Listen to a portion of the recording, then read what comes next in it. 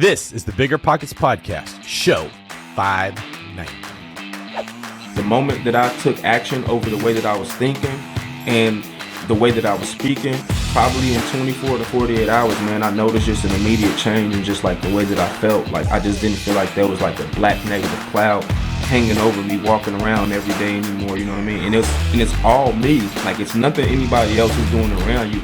Most times it's you and the way that you're thinking, your surroundings, all of that. And if you're able to like change those things and identify those things, man, you can really like expedite your process to get to the next level. What's going on, everyone? It's David Green, your host of the Bigger Pockets Real Estate Podcast, the show where we teach you how to build wealth through real estate.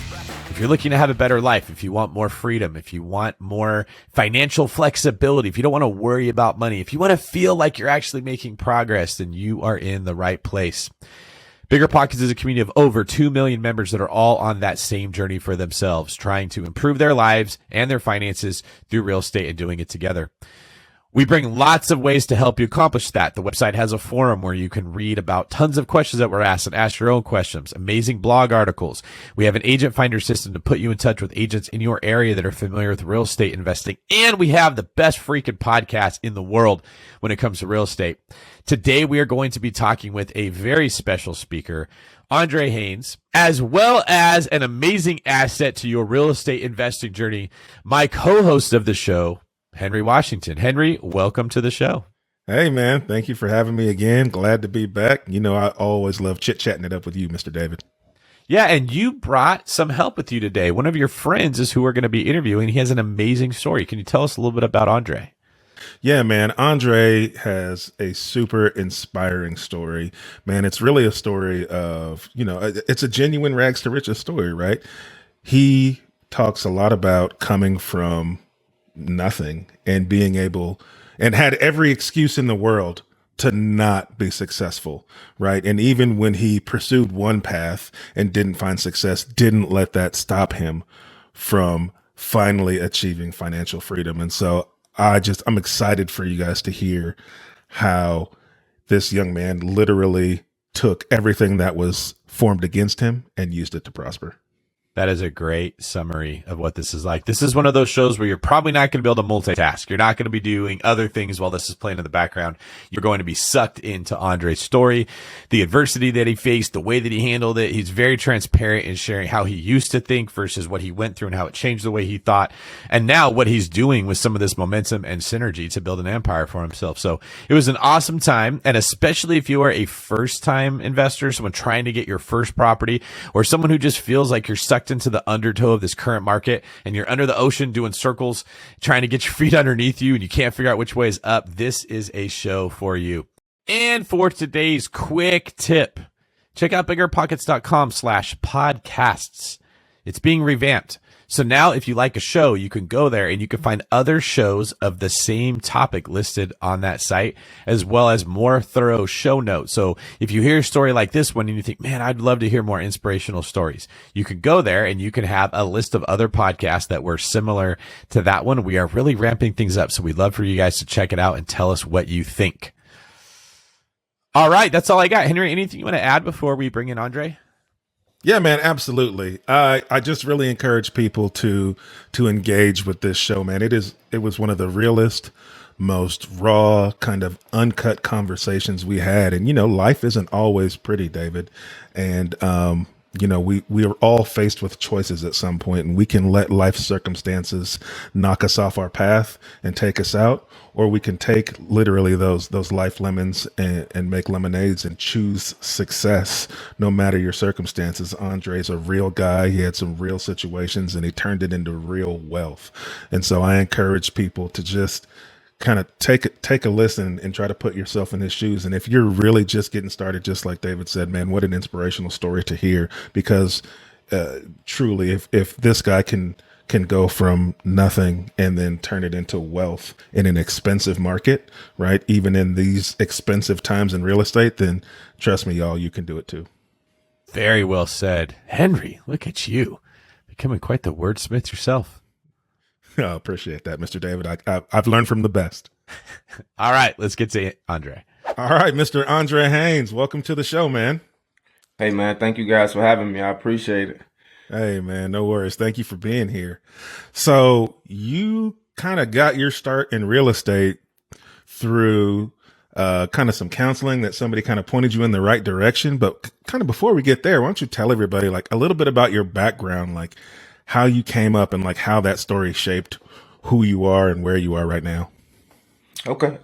Again, my name is Andre Haynes. I am from the South Side of Chicago, the Ida B. Wells projects. I come from a non-financially literate background. Everything pretty much was like, government assistant, when I was a child. My family was hit hard by the drug epidemic in the late 80s and early 90s. So my mom and dad were affected by that. I ended up being adopted, blessed enough to be into my own family. My aunt raised me, in church. And, that kind of like molded like my character and kind of like built me, like gave me my foundation, of just like, spirituality and everything that I have now. And yeah, man, just coming from that to be where I am now is like night and day compared to, some of the people that, I grew up with or grew up around or just, some of my family members. And I'm extremely blessed, man. And that's cool, man. Cause a lot of people didn't grow up with a silver spoon in their mouth and had to fight just to get where they are. But what I like about your story is you didn't let any of that stop you from becoming financially free or even pursuing your goals, right? In your previous life, right? You went into even looking at like a music career as a way to try to gain some traction. And so like, how did what you learned when you started doing music like guide you toward like starting to understand that you need to be doing something to build wealth? Just I learned a lot of stuff in the music industry just about like ownership. You know what I mean? I looked up to a lot of guys like Damon Dash, Master P, Jay-Z, Sean P. Diddy Combs, and they were all like had their own labels and they all like had like clothing brands. They would start like liquor companies, like all of these different things that stemmed outside of just them having a rap career. And I always wanted to like model like just my business after that. Like I just didn't want to be like just like in a single lane. I always wanted to be multifaceted. And, I always just felt like growing up because, like I said, there was no financial literacy. Sports and entertainment were my only options for me to really attain like wealth and just have success. Because that's all I would see and that's all I really would, was around. And just being able to really like just maneuver the way that I have maneuvered and just really like get to a point where I have just starting in the music industry. That that experience really taught me, like I say, how to just like operate like in an ownership space, knowing that it won't be easy, knowing that I'm not like operating with a big major label behind me. You know what I mean? I was selling like CDs out of my backpack and out of my trunk, like all of those different things. Like it just really taught me a grind and a hustle.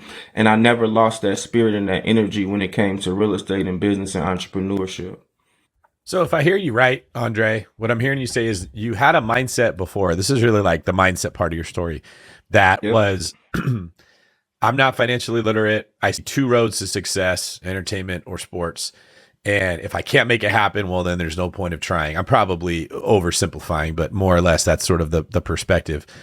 And then when you started your music career and you were not signed to a big label, if you're signed to a big label, you're kind of more of a W-2 employee. You just do what they tell you. Hey, you go do this and we will take care of the details, right? Yep. When you do it yourself, you are an entrepreneur, which means you're a business owner. Even if the business is selling CDs out of a trunk, you still have to make the stuff, market the stuff, Yep. manufacture the stuff, price Yep. the stuff, keep your own books to know what your profit margin is. And that is what opened your mind up to, whoa, there's actually a lot more possibilities and routes than just the two that I was seeing before. Absolutely. And I wasn't necessarily successful in that field as far as like on a famous or like, you know what I mean, Yeah. multi-platinum level or anything like that. But as far as like you say, the mindset that it taught me and the hustle and the grind that it taught me.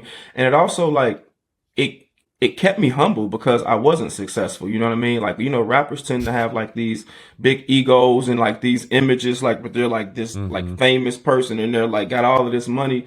And like really in all actuality, like you said, they're really an employee. They owe money to the label. They owe money to the car company. They owe money to the mortgage company. They owe money to the jeweler. They owe money to the clothing company. They just like, they're in a bunch of debt. And I was kind of like shaping up my life to be in the same way. And, I had to kind of like realize that it wasn't working for me after a while because I spent maybe like 10, 11 years chasing this dream. And sometimes you don't necessarily have to give up or quit, but you have to like pivot. You know what I mean? And I didn't give up on my dream of being wealthy because that's what I was using music for, because that's all I knew. Because again, you find out you're not going to make it in sports pretty young. Like, you know what I mean? Like once, like once you get to high school, like once you get to high school, you kind of realize like it's a wrap. Like once you like not starting on the varsity team and then like no college is coming to see you, like, you know, that kind of stuff. It kind of like, it gets to you early, like, yeah, so this may not be my path now that I'm kind of seeing what's going on here. And yeah, I figured that out kind of early. So I just started to like learn how to hustle, man, because I just didn't have a mindset of like, you know what I mean, the stock market, real estate, all of that kind of stuff. So I would do little stuff like, man, sell sneakers, go and get a job here and there, just like little stuff like to make money. And after a while, like I said, I had children, fell behind on my rent for so long. I mean, eviction notices, just, I mean, you name it, just like all the problems that a person could possibly have. And just like, it was time for me to just like really get my shit together, man. Well, that's why I wanted to ask you that question because, so it's funny that you mentioned sports. That was really where my journey started off as well. I just wanted to be a basketball player. Wasn't at the time wanting to be wealthy or famous, but I just loved basketball. And I hit a ceiling that was my athletic ability, right? I was more athletic than most people, but I was not more athletic than Division I college athletes, much less a professional athlete. Like you said, it becomes very obvious very quickly.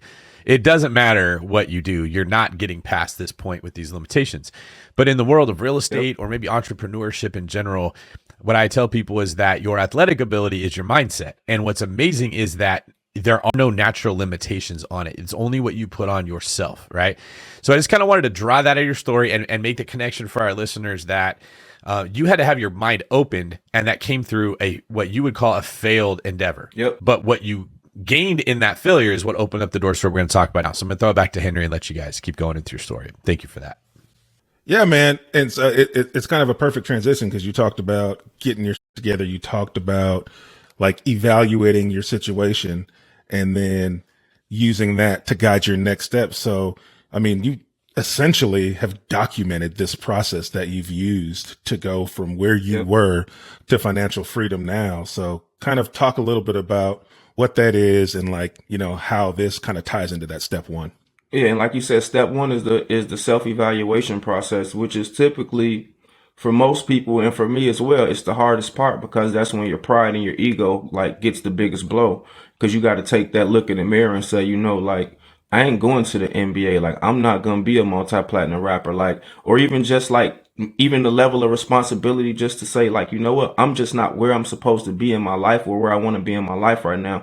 A lot of people just, you know, like I said, in certain lifestyles, they get caught up like with internet lifestyle and just like what's going on with other entrepreneurs, what's going on, like I say, with rappers and ball players, and they want to act like they're living this lifestyle the entire time. You're not taking care of your children. You're behind on your bills. Like I said, you're behind on your car note. Like every dollar that you have is essentially like on your body with the clothes that you're wearing. Just like, you know what I mean? Like it's just like, it's I never thought about it. Yeah, that's funny. You know what I mean? Yeah. Like, and when you're able to have this conversation with yourself and be like, yo, I'm out here bad as hell right now. Like I'm really like down bad. Like I really need to just like sit down, reevaluate my situation and just kind of like replan. And a lot of it comes with just like unlearning a lot of stuff that we're taught, like in, you know what I mean? And just like school, church and stuff like that, just like real traditional stuff that we're taught a lot of times.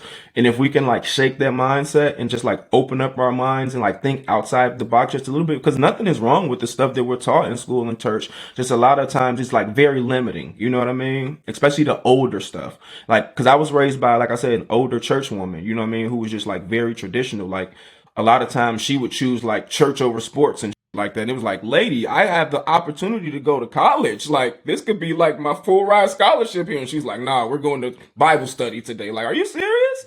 Like I would have coaches coming by the house, knocking on the doors and everything. She's like, nope, we're going to church.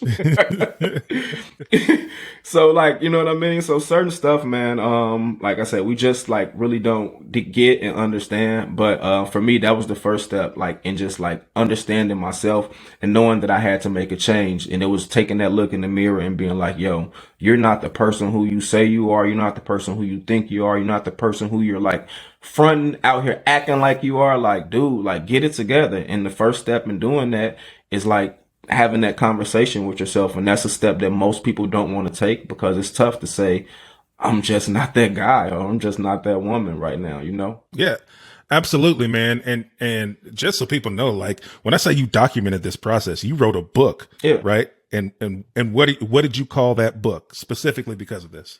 Renaissance's 5-step guide on getting your shit together. Right. And so first step, self-evaluation. Step 2, what was next for you? Understanding the power of your mind and your words, because typically that first step is kind of brutal. You're kind of beating yourself down a little bit. You know what I mean? You're kind of like identifying all of your weak points. But after you do that, you have to tell yourself, you know what, but that doesn't have to be who I am for the rest of my life. Now it's time to make a change. I'm a confident person. I'm a talented person. I can go out here and do whatever I want. I'm able to build wealth. You know what I mean? Like I deserve to build wealth. I deserve to change my life. And the more that you start speaking like this and thinking like this and just like, you know what I mean? Having these just like positive affirmations and speaking them into the universe, the more you'll get that stuff in return, because the more you put it out there, the more you'll get it back. And that's just like, you know what I mean? The law of attraction, you know what I mean? At its best. And that's how it works, because the moment that I took action over the way that I was thinking and the way that I was speaking, probably in 24 to 48 hours, man, I noticed just an immediate change in just like the way that I felt. Like I just didn't feel like there was like a black negative cloud hanging over me walking around every day anymore. You know what I mean? And it's all me. Like it's nothing anybody else is doing around you. Most times it's you and the way that you're thinking, your surroundings, all of that. And if you're able to like change those things and identify those things, man, you can really like expedite your process to get to the next level. Yeah, man, I like that. And I think that a lot of people kind of gloss over mindset steps like this when they're trying to think about their business or their real estate career. And I like to try to put some practicality behind it for people so that they can understand that this stuff truly does work. I know it sounds like, you know, oh, okay, just think about it and it'll be, but it's not that. It's like our minds are powerful, and the things that we tell ourselves, that's why vision boards are powerful for people, right? Like if you put something in front of your face every single day, you'll start to realize that the actions that you're taking are going to be moving you towards those goals in small ways. It's almost like our subconscious takes over and we start moving ourselves in that direction. Now, I'm not saying it's magic. You write it down and you make it happen. But what I am saying is that when you surround yourself with your goals, either visually or taking the action to write them down, your actions follow suit.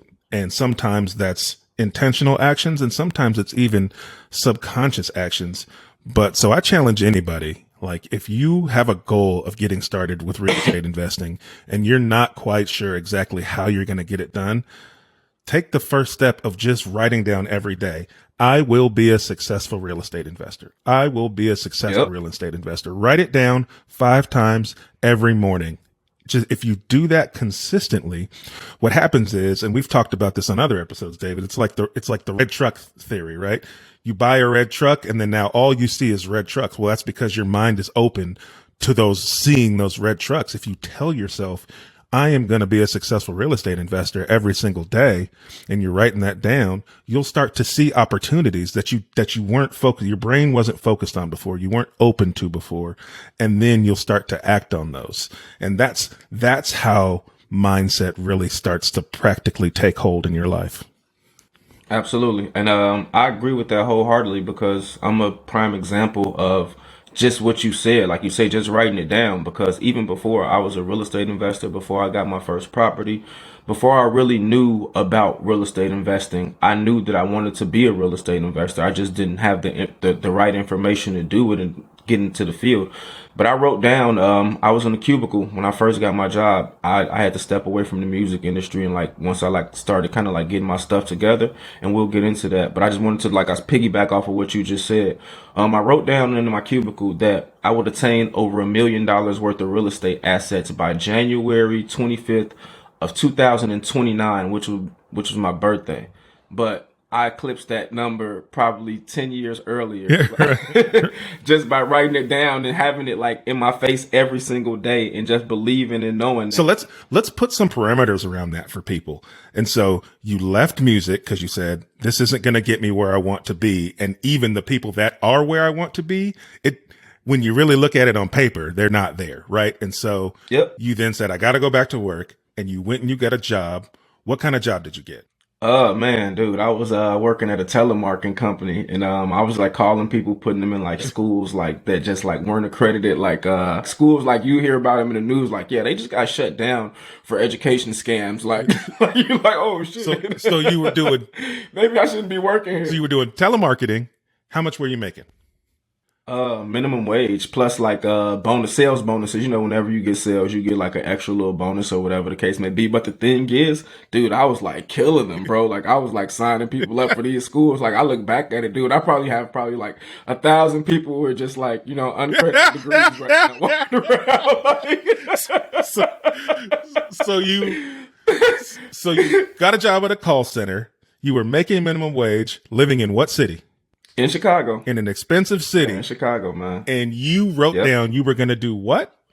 Attain $1 million worth of real estate assets. Right. Like that's powerful. Like people need to see that. Like you had every reason to believe that you couldn't do that. Yes, sir. And you didn't just say you went and you got a job. And as you're working at this job, you were trying to do the best you can at the job, and you were doing well. And you decided you were going to buy $1 million in real estate assets. When you and most people who are in that situation, that would be so far out of their mindset. But you spent the first time in those 2 steps in trying to figure out how you were going to get to your goals, right? You had to self-evaluate, and then you had to look at the power of your words. And then, right, that leads you to learning about real estate. And so tell us a little bit about how that came to pass. So how do you go from a call center to buying real estate assets? So that would lead into step 3. Once I knew what I wanted to do, and once I started reading about it, I knew I needed some damn money. Like, you know what I mean? Like, I'm like, all right, so real estate, I can't do this broke. Like, you know, so I started reading a little bit more. I started saving, man, like every dime that I had. Cause at the time I was reading like Rich Dad, Poor Dad, Money Master the Game by Tony Robbins. This is maybe like 2010, 2011. And I'm just like picking up everything, just like digesting information like it's food, man. Like I'm just like, I'm hungry for it. So I'm just taking in everything. And those 2 books were what like sparked the most interest in me and like really taught me the most and like really lit the fire under my ass. And reading that book by Tony Robinson just like really just like had me like turned up. So I started, like I said, saving every single dollar from work. Like I started eating noodles for like a year straight, just like, which for the record is step 3, right? Yeah. And that's what I'm saying. It was going into step 3, and that was me understanding my money. And step 3 is, are you frugal or are you fraud? Because again, a lot of times, as we spoke about, in my particular like culture and just like background, we tend to want to look like we have money more than we actually have money. You know what I'm saying? And it's a problem. And I was one of those guys. So I had to like really like evaluate, okay, am I frugal? Am I saving money? Or am I actually doing what I'm supposed to do? Or am I out here just like really being a fraud and looking like I am and acting like I'm financially responsible and just like, you know what I mean, tricking people. And I was being a fraud, you know what I mean? And I had to like really evaluate that. So like I said, I started saving money, making sacrifices, not buying Jordans every weekend, you know, all of that kind of stuff that was just like really like taking big chunks of money out of my pocket. And over time, man, maybe after about a year and a half, I had saved about $10,000-$12,000. And I just knew like, okay, I'm on to something with this, and I need to do something with all this money because I never had this much money in my life. But for reference, like what were you making yearly? Ooh, maybe after taxes about $26,000 or something like that, like barely over the poverty line. Right. And so I say that because I don't want people to not get the value of what you just said. You saved $10,000 while only making just under 30. That's almost half your salary. Yeah. Right. Just through Yeah. self-realization and then putting yourself in check and on a budget. Like, that's amazing. It was hard. Oh, it was real hard, man. Like, just like sitting in the house for, really like a year and a half straight. Sit down somewhere. Yeah, like really just like not doing nothing. Like the whole summer long, like, Kanye was like, man, imagine being locked in your room for 3 summers. Like, that's a different world. Like, bro, like you looking outside the window, you seeing everybody having fun. Like, you on Instagram, everybody just at the concert, the Drake concert came to Chicago. Like, oh, it was lit. Like, but you have goals and, you understand like short-term sacrifice for long-term, greatness. And, that's really what I was on. And it worked out for me because after I did all of that stuff, man, and after I made those sacrifices, my life just like took off. Just when I say like on a rocket ship, like and I never looked back. So it was just more so anything, man, just understanding that those sacrifices weren't going to be forever. You know what I mean? It was just like somebody told me, like, man, sometimes you just got to turn down steak on an empty stomach. You know what I mean? And, at first, it didn't make sense to me, but then it made sense to me when I was able to have surf and turf buffet, you know what I mean, for the rest of my life. Like, you know what I mean? Yep. So it just was like the financial part of everything and just like me understanding my money and understanding what was smart to do with my money and what not to do with my money was just like a major step for me. That's very similar to my story. I did not do fun stuff when everybody my age was doing fun stuff. And this comes up a lot. So I've got a young guy on my loan team. He's like 23 years old. He's my first hire. He's crushing it right now. He probably has 60 loans in submission right now at 23 years old. And he will say the same thing. Like, sometimes I feel like I'm missing out, not hanging out with my friends. And I relate to it because I was in the same boat. But I'll tell you, I don't have any regret about not going out to a fancy restaurant or not going to a concert now where I am in life, knowing that would have stole like a house from me. Yeah. Right. If I had to pick, like, would you rather go back in time and go on a vacation with friends that you don't even have anymore because nobody's stayed friends with these people for 20 years, right? Or have a house that's going to pay you for the rest of your life? It's pretty easy decision. So I just want to encourage the other people that are in the situation like you were, Andre, that you're not doing this for nothing. It's worth it. And then the other part I really like is that you mentioned is now you eat a seafood buffet every night. Yes, sir. See, when you spend your money on a car or on Jordans or something, you get the shoes, they get worn out, you don't get to wear them anymore, you got to buy new shoes. Yep. When you get the house, it buys you a new pair of Jordans every month for the rest of your life, and it doesn't matter, right? And you keep the house. Like, that's the difference. When you get the asset first, it buys the car, it buys the dinners, it buys the shoes. All the things you want are taken care of because you sacrifice early to get it. And it doesn't stay where you're just depriving yourself all the time. And the last point I'll make is many things in life work this way. So if you think about, like, if you're out of shape and you first want to go start running, like, you can't run very far. You get maybe like a quarter mile and you're done. So you don't really burn that many calories. You don't see a result. Were you watching me work out this morning? You seem like you'd be probably in the gym, Henry. I don't really see you doing a whole lot of running. I see you pushing some weight. But that's the same thing. When you first go to lift weights, you're not very strong. You don't work out very long before you get tired, and you don't burn many calories. You're not building muscle. You are conditioning yourself to eventually run 4 miles where you're going to burn a lot of calories. And so what I'm saying is it does not suck the whole time like it does when you're starting. When you first start running, every single step is agony. It's terrible. You do it for a long enough time and like, this isn't that bad. It might actually become fun because you've conditioned yourself. So I just want to throw that in there, that while this may sound not appealing when someone's like, man, I don't want to be sitting in my room watching everyone else have fun, it changes, right? Like now, Andre, I'm sure you're going to tell us about some of the ways you're finding deals, some of the empowered way that you feel where you're like, I'm walking around, I don't have to pretend like I'm wealthy. I am wealthy. Yeah. And the confidence that comes from that, where now you kind of recognize all the things that at one point were temptations for you were because you wanted to look a certain way. Yep. And now that you don't need to, because you are that person, the temptation just goes away. And that's kind of nice. Yeah.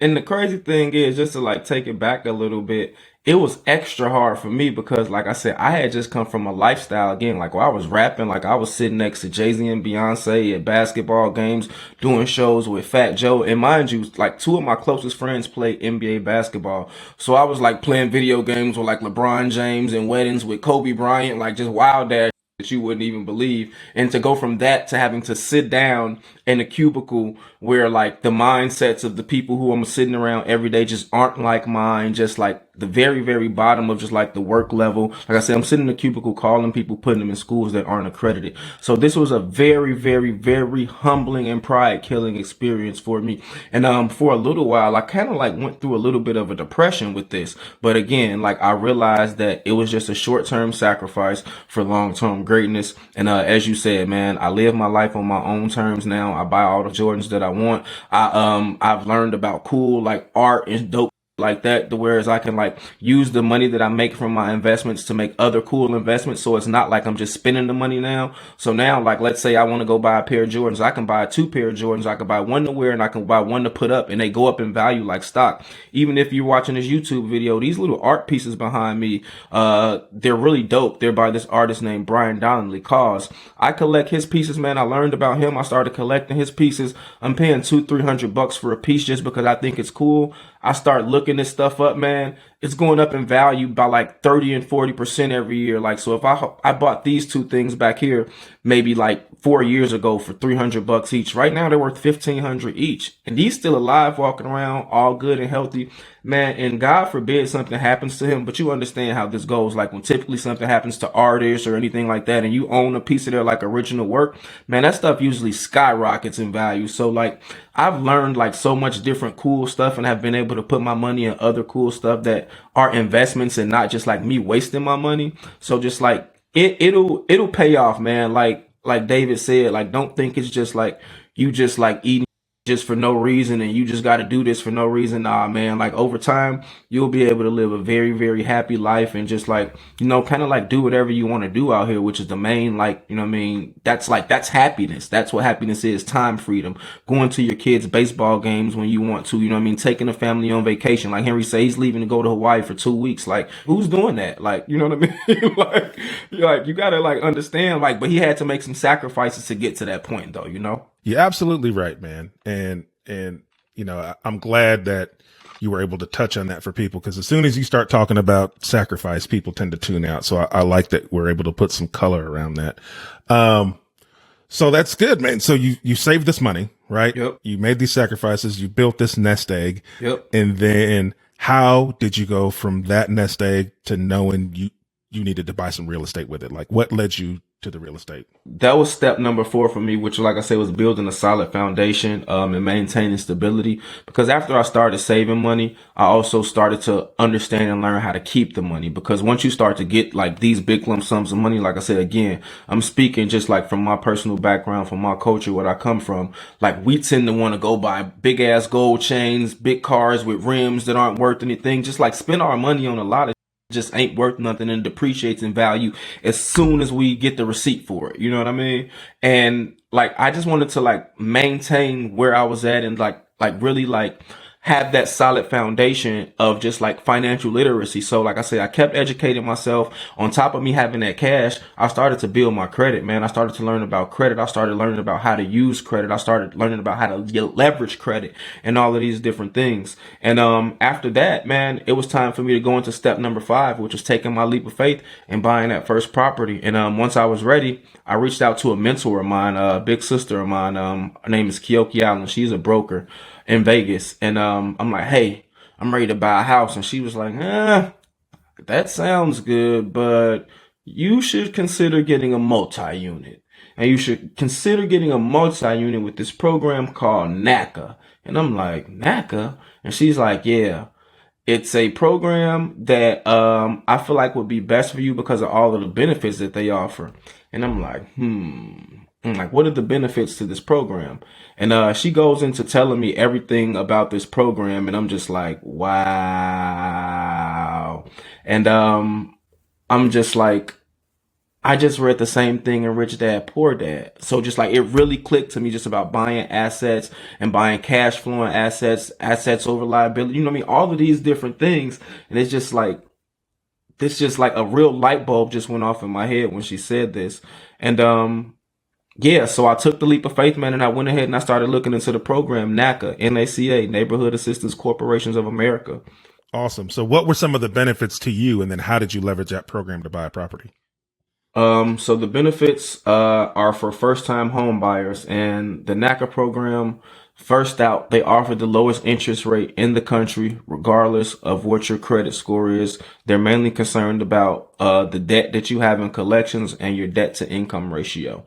In addition to that, they also offer to pay for your attorney, your agent, and most of your fees. The only thing you're liable to pay for is your appraisal, not your, but your inspection costs. They pay for your appraisals as well. Also, they give you the option to buy the interest rate down lower than what it already is.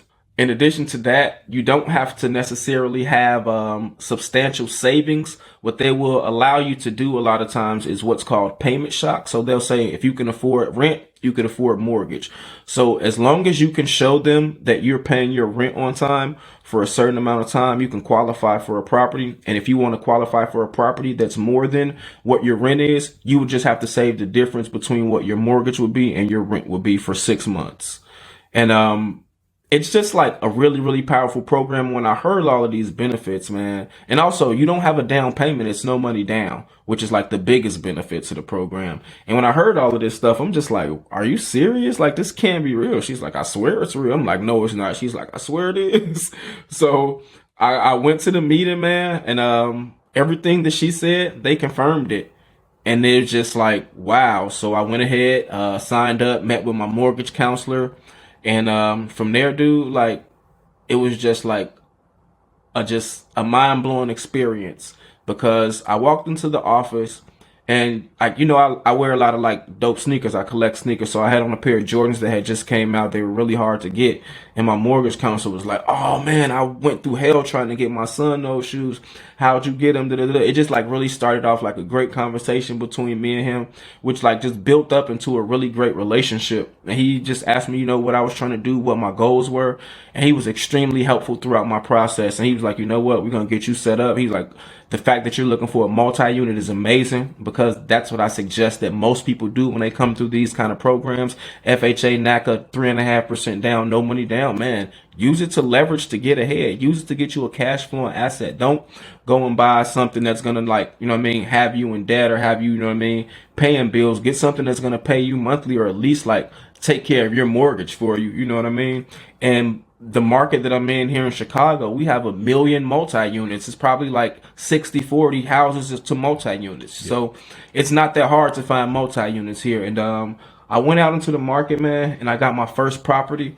I got a brick 4-unit in a beautiful Chicago suburb right outside of the city, with amazing amenities, Walmart, churches, bus lines, trains, restaurants in the area, and great parks, great school system in the area, swimming pools, all of this kind of stuff that you can find. And I knew about the area because I lived in the area for 7 years before I purchased in the area. And I'm like, yo, I want to buy in Forest Park. And I was able to get the property for $360,000, which was well below what it was worth at the time. I believe it appraised out for $390,000. And that was as is. And that deal was really, really good. And I took advantage of every single benefit that they offer in that deal.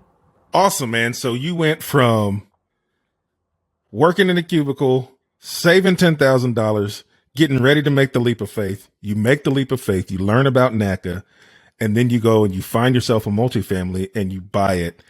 And so tell us a little bit more about that deal. So you bought the property, and then did you move into it? And, what were the rents like? How transitional was that for you? So first off, it wasn't just that easy. It was a lot of searching. You know what I mean? Like and I'm sure there are a lot of first time home buyers that are going to listen to this. I just want to kind of like mentally prepare you for like what you're going to be dealing with in the process. And I'm speaking 7 years ago. So now today's market is way more hectic. So this is kind of what you want to expect in today's market. Because a lot of people have these, like I say, the internet has everybody like, for some reason they think you're just going to go out and just like find this just magical, amazing property. property is just going to appear right in front of you, and you're going to put in an offer and it's going to get accepted, and it's just going to go so smooth, when it just does not work like that. All right. So you're going to go out, you know what I mean, with your agent, you're going to start looking for stuff. And you're probably going to start looking for stuff that's like, just like really out of your price range, that's out the gate, because you just don't know, like, you know what I mean? Like what you're like, you know what you can afford, but a lot of times your eyes will trick you into saying that you can afford something that you really can't have, you know what I mean? Just because it's beautiful. So you're going to go out, you're going to look at all these nice properties, and you're going to try to, you know what I mean, make these deals, and people just aren't going to want to negotiate their prices. You know what I mean? Their price is their price, because they have 20 other people that are standing in line waiting to offer them more money than what you're offering. Like, even if you're offering what they're asking for. So don't expect like your first offer, second offer, all of that kind of stuff to be accepted. So you have to be really like diligent and just like persistent with this stuff. Like, you got to go out here and like really like put in a ton of offers, and like kind of work with sellers. And nowadays, like, you want to like try to build relationships, because in my property, that's what worked, like building a relationship. My agent built a relationship with the other agent, and we played that card.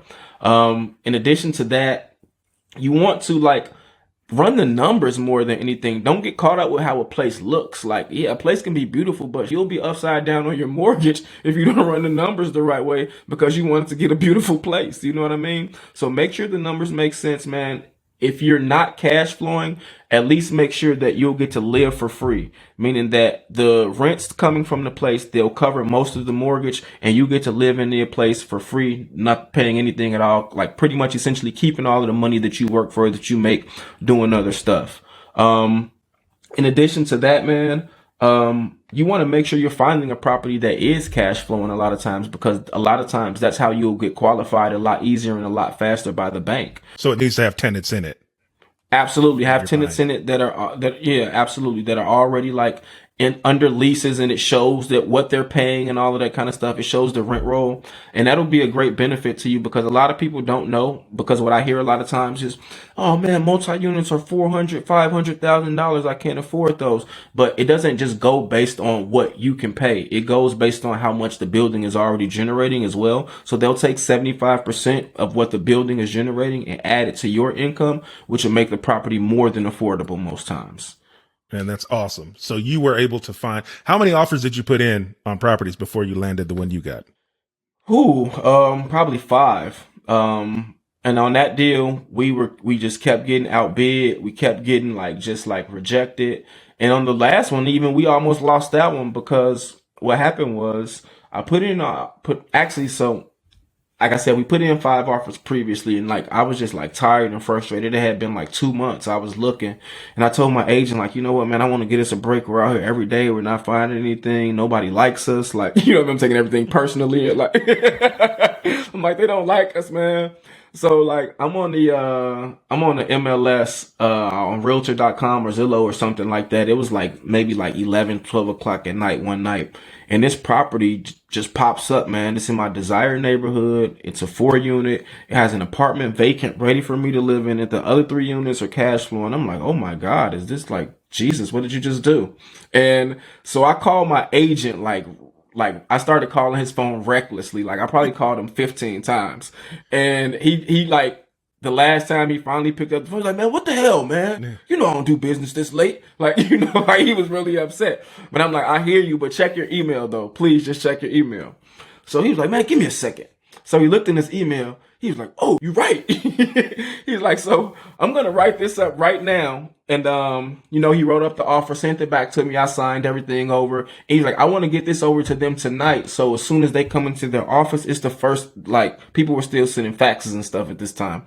He's it's the first offer on their fax machine. You know what I mean? And, it worked. They came into the office, they saw it, and they were you know what, we accept the offer. But the only thing was, the wife was the one that was home, and she accepted the offer. And I got excited, right? So I had a seminar to go to later that day. It was a Rich Dad, Poor Dad seminar. So I'm oh man, I'm lit. I just got my offer accepted. I'm going to this seminar. You know how they pump you up at the seminar. So I'm just yeah, I'm about to be rich as hell. So as I'm doing all of this, I'm excited. My phone is just ringing, and I'm not answering because I'm just gassed up at this seminar. So I'll go out and I check the voicemail, and it's my agent. He's man, give me a call back as soon as you can. So I give him a call back. He was man, you know the offer that we put in earlier? It got knocked out. I'm like, knocked out? What you mean? I thought we got accepted. He's like, man, the husband was at work. And as he was on his way home to sign the contract, another offer came in and it was all cash. I'm like, what? He was like, yeah, so that knocks us out. Like, we don't have like, it's not our property. Like, we don't have it under contract. Like, I'm like, are you serious? So my heart drops into my stomach at this point. Like, mind you, because I just went from here all the way back down to here. Like, I'm on 1,000. You know what I mean? So it's just like, oh my God, what's going on? And at the end of the day, what happened was they came in with a cash offer. The husband didn't sign the contract. So like he said, it was just, that offer was really null and void. But they didn't just say, we're not going to take your offer. They was like, hey guys, this is what we'll do. We'll give you everybody to the morning. You are the last 2 offers that we're going to look at. Come with your highest and best offer first thing in the morning. So that's what we did. Luckily for me, the cash buyers, they came with the same offer. They're like, we're offering cash. Like, we're going to stick to our guns. This is what it is. And I offered an extra 15 or 20,000, I believe it was, on top of my agent. Like I say, playing the relationship in the emotional card. He reached out to the agent, and just like, he's like, my guy's been living in this neighborhood for the past 7, 8 years. His kids love the parks. They love the school systems. They really, really don't want to leave. And, these guys are just investors. They're probably just going to come over here and knock the building down. And these people had an emotional attachment to their property. You know what I mean? So they're like, ah, man, you're right. Let us just sell it to a nice family who's going to take care of the place. We're getting extra money. And that emotion, that, that relationship card, it played out in our favor. We got the offer accepted, man, and everything was cool. I was able to get the property, like I say, with no money down. I was able to buy the interest rate down to 2.5% from 3.5% because I got a $10,000 seller's concession, and I used that money for that. I was able to keep all of my money. In addition to that, I walked away from the closing table with a $5,000 check because I didn't need all of the money that they gave me to buy the interest rate down. So I essentially walked away with the building that was paying me cash flow, and I didn't spend anything on it. All I had to do was turn in the proper documents for a few months, let them, check my info, go through my bank accounts, the typical home buying process. And they were like, you know what? Hey, we trust you enough. Take this building and keep all your money and take $5,000 with it. On top of that, the day that I closed, I walked into the property. It was the end of the month. I got checks from all 3 of my tenants because it was, like I say, the end of the month. It was time to pay the rent. And when you close that first month, you don't have a mortgage. So that was all my money. So I essentially went from worth nothing to owning this 4-unit property where I lived for free, $22,000 cash, and I got my check from work that same day. It was the most amazing feeling in the whole wide world. Now, everyone listening to this is saying, okay, you hear that, honey? I want one of those. They're calling their agent and they're saying, hey, find me that deal, right? And so what I want to ask you is, obviously you would do that over and over and over if you could. It's hard to do that. It's worth it, which is why we're talking about it, but it is not easy, just like the workout analogy we gave earlier. Yeah. So what advice do you have to the people who, man, to be honest, and it's like this still for me, even as much real estate as I bought, there are emotional spikes. You get excited, you get crushed. You get excited, you get crushed. And that happens too many times, and most people tap out. They just say, I don't want to do it anymore, right? Like I see this as the agent trying to protect the client from that. And then I get it myself when I start to get excited and then, turns out something changes, right? So what advice do you have for the people that are not accustomed to this entrepreneurial bipolarism that the 3 of us have sort of just embraced from the things that we've been through, where we expect these big highs and lows so that they stay in the game and they don't miss out on this awesome deal when it finally happens? Man, just like a simple one-liner, man, it gets greater later. Like, you know what I mean? As long as you understand that, and as long as you can stick it out and know that the reward later down the line is going to be just like way bigger than what you imagined. Because I just never imagined that, from that point of buying that first property, I'd be here where I am, where I'm walking around doing public speaking. I have an apparel line. I have a book. You know what I mean? Like we're hosting our own seminars. Like, you know what I mean? I'm investing in the stock market. Like I'm teaching people, mentoring people, just like all of these different cool things that set me free from, the work system, and allowed me to start helping people and just like pouring into the world and on a greater level and on a bigger scale, man. Like, it's just like, I I just wouldn't have thought that, but the fact that I made those sacrifices and I understood that even in the down times that I would be okay just as long as I stick this out, like it always comes out like better than what you think it will. And part of that story that I love is that like you made the sacrifices, you saved the money because your intent was to have to use that money to start building your real estate assets. And you didn't have to because you found this amazing vehicle. But had you not went through that sacrifice and made those mindset shifts, right? When you come into money like that, you might have spent it differently, right? You might have blown that $10,000 on something else. And so I don't want people to hear like, oh, he saved that money. He didn't have to. No, like the discipline it took for him to save that money set him up to be able to continue to be successful once he was able to acquire that asset, right? And Absolutely. I think that's just an amazing story. And I did have to save the money. I didn't have to use it. I had to save it. They want to see that you're responsible, that you're able to save money. The same process that you have to go through any other lender, whether it be conventional, FHA, whoever, like it's the same thing. They want to see that you're saving your money. They want bank statements. They want the check stubs every 2 weeks. They want all of those documents to show that you're doing what you're supposed to do and you're a responsible human being before they release a $300, $400, $5,000 property into your name with no collateral. Like, you know what I mean? Because essentially that's what they're doing. They're just like, here, we're trusting you to take care of your business and do what you say you're going to do. And we get absolutely nothing for this. So, hey, you better do right, And one thing before we move on to the next segment of the show, I want you to share with people is now you found a way to even make more cash flow on the asset that's already paying you cash flow. And so give people a little, give them a little teaser on like how you're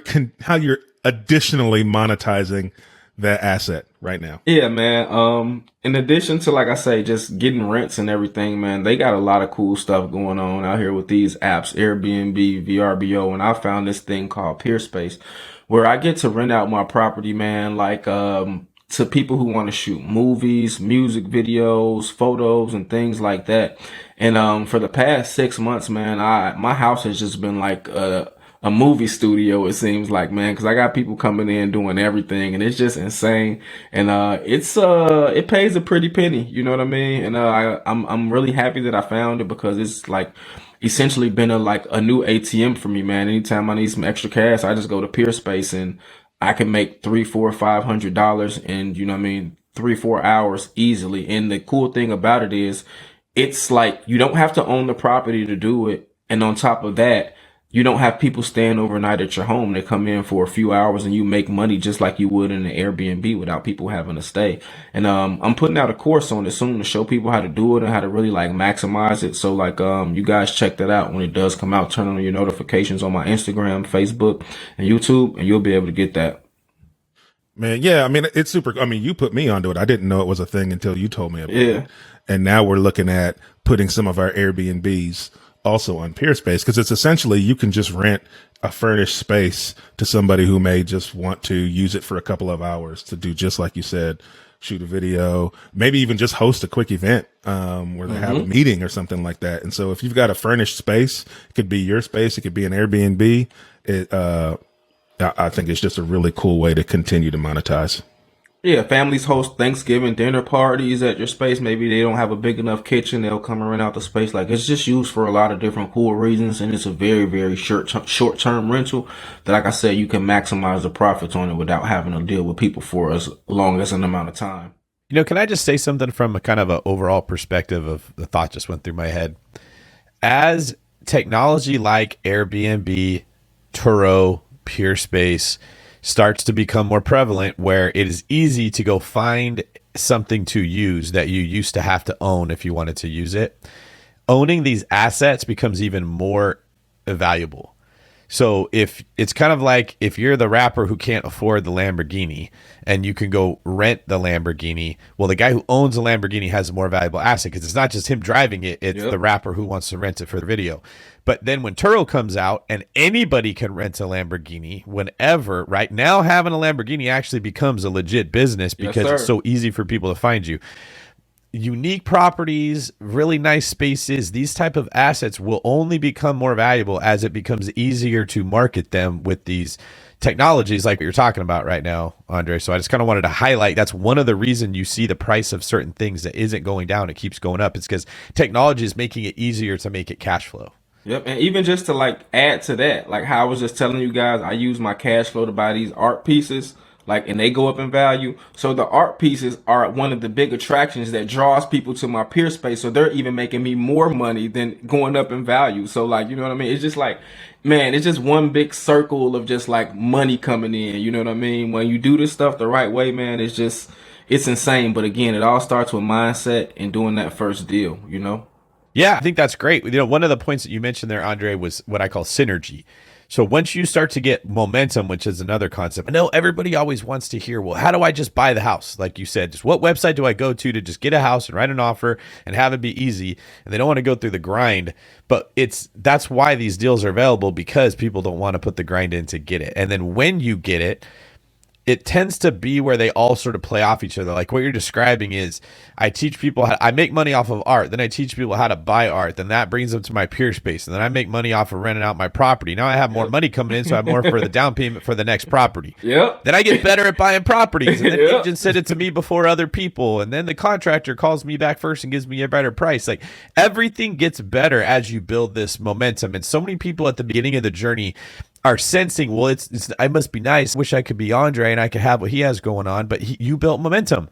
You were slinging CDs out of the back of your car, right? Man. You were looking at everyone around you that was having the success you wanted and being tortured by that buffet that you felt like, I can't get a seat in that buffet. I'm all around it. I can smell it, but I can't eat it, right? Like you put in the grind, and now that's why it's catching up to you. You look like you want to comment on that. Like you just hit it, like you just hit the nail like directly on the head. Like I said, I was around guys who were in the NBA, winning NBA championships. Like, God, when is it gonna be my turn? Like you have me here, you have me around this. Like, what are you trying to show me? Like something has to come from this. Like, what the hell is going on? Because like you can't just be dangling this over my head and not like really like letting me have it. Like, you know what I mean? And then like I say, when I had to like divert back and start the whole 9 to 5 process all over again, I'm like, oh my God, like me and God were really into it at that point. It was just like, dude, I'm about to come up there and we're gonna fight, like, because you're really playing with my life.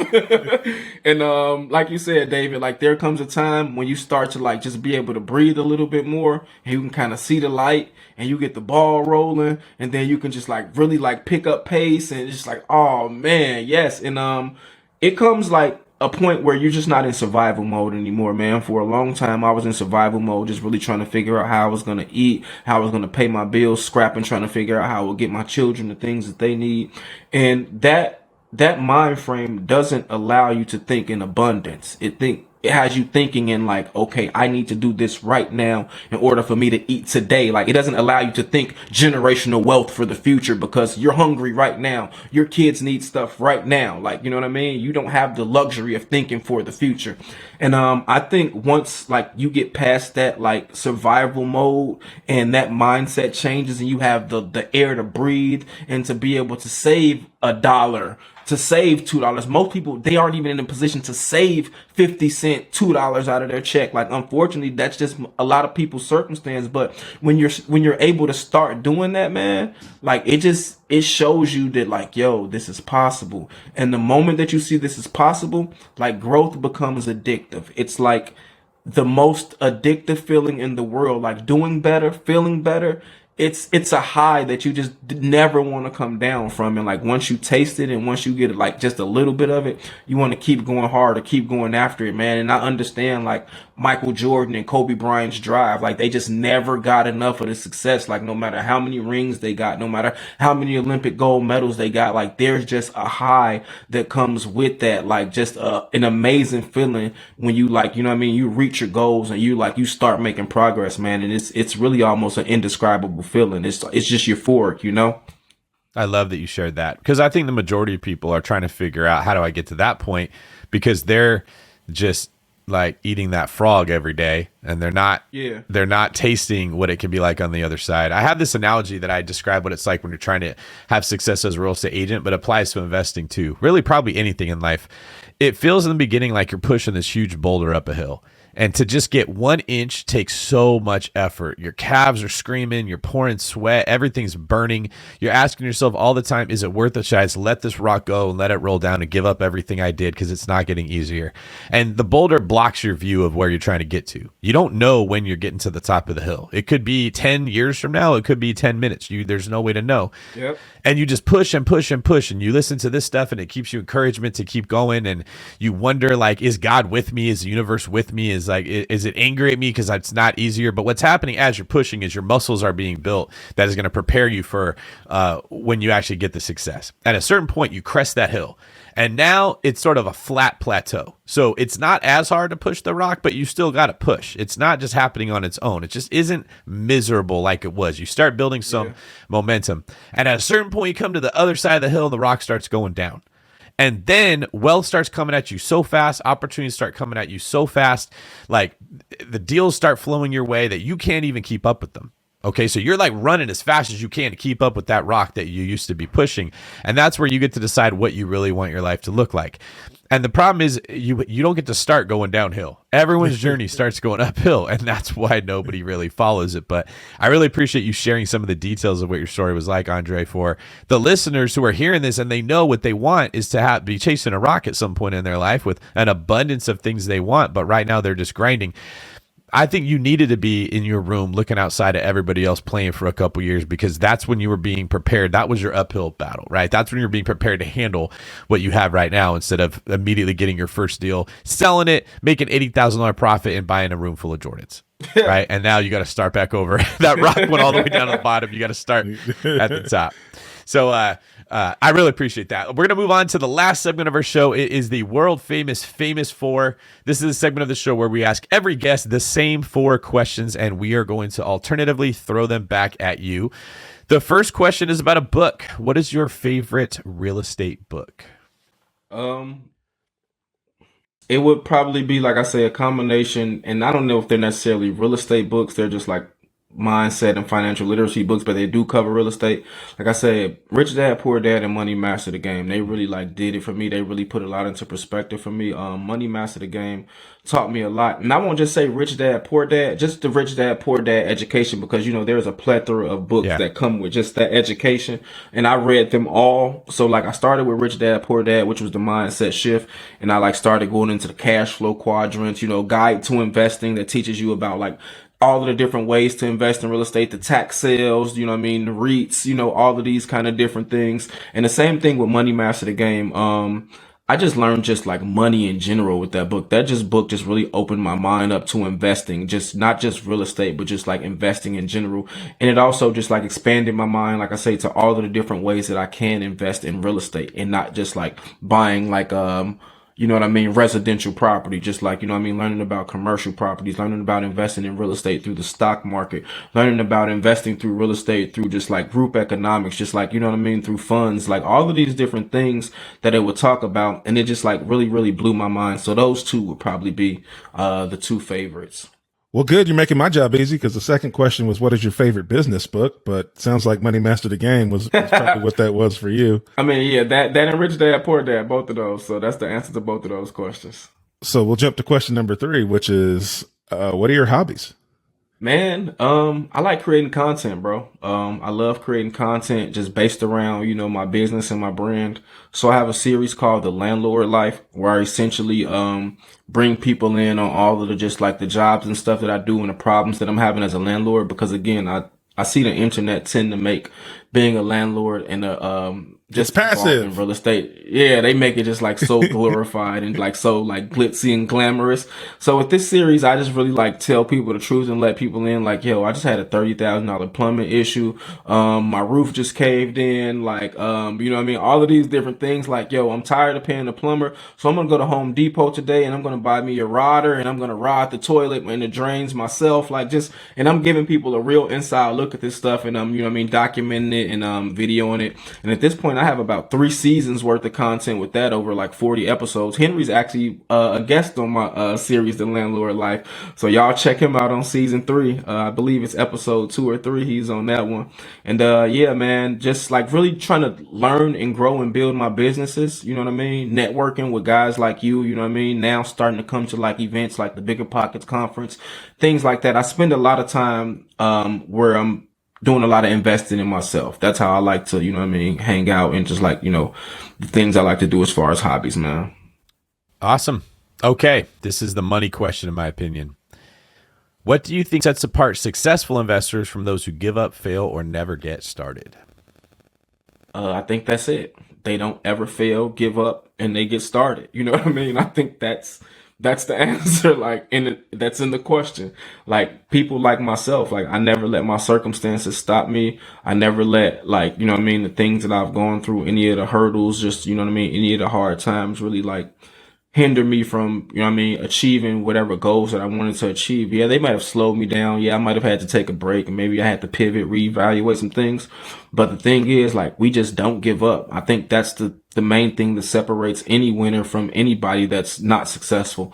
Like, we don't give up. You know what I mean? We keep going and we push through until we get the results that we want. Awesome. I love it, man. So tell us where people can find out more about you. Across all social media, I'm at Renaissance 125, RENAISSANCE 125. I'm sure that's gonna be a hard spell for a lot of people, so I had to Dude, that is one of those words for me. You know, everybody has that word. They can't, no matter how many times they type it, they can't spell it right. That's the one. I gotta Google it every time. Yeah, so that's me across all platforms, Twitter, Instagram, YouTube, Facebook. Yeah, just that's where. And on a lot of different podcasts, you can find me on the BiggerPockets podcast and a lot of different podcasts across the country. I've been doing a lot of speaking, and I'm just doing a lot of events and stuff like that, man. Also, my website is www.therenaissanceu.com. I also have courses. I have a Navigating NACA course where I teach the process and the tools and all of the stuff that I use to make it through the NACA program successfully. How I, you know, evaluated my deals through NACA, all of that kind of stuff. I also have an introduction to real estate course that kind of teaches people like all of the different ways to go out and attain real estate, how to evaluate different neighborhoods, how to understand like when the market's going up or down, like, you know what I mean, how to just understand when is a good deal or a bad deal, like a lot of different things. It's over 30 video modules, over 4 hours worth of content. Again, I have my merch, Mindset Matters, where I'm just kind of like helping spread awareness about, you know, just mindset. It's not about your circumstances, it's more so about your mindset, man. And I also have my book, man, Renaissance's 5-Step Guide on Getting Your Together, which is, like I say, the blueprint to my life and how I really like got on this journey and like really got my life together. And just looking to do a lot more speaking and a lot more helping and a lot more mentoring, man. And I appreciate you guys for having me on and allowing me to, you know what I mean, tell my story, get my word out there, and just like tell people about my brand. Thank you, Mr. Andre. One of my favorite parts about your story is that if you wouldn't have had all that pain and frustration and carrot being dangled in front of you for so long, you literally wouldn't have a story to put in a book that people would want to read. You wouldn't have anything to say in a podcast like this. So I'm looking back, it always makes sense, right? When you're looking back at why God brought you through what he did. Like, oh, I get it now. At the time, like you said, you want to fight a lot of the time. Like, why are you doing this to me? Why? But it does make sense. So for everybody in that same situation, hang on, keep doing your best, keep pushing that boulder. It's going to get better. Absolutely. Thank you, Andre. Henry, where can people find out more about you? You can find me on Instagram. I'm at the Henry Washington on Instagram. It's not the Henry. It's not like the Ohio State University. Yeah, I mean, I try to play it down a little bit, David. I don't want people, you know. You don't want to just completely overwhelm people with the splendor of who Henry Washington really is. Very humble. All right. Well, thank you. This is David Green for Henry. Never met a boulder he couldn't push, Washington. Signing off.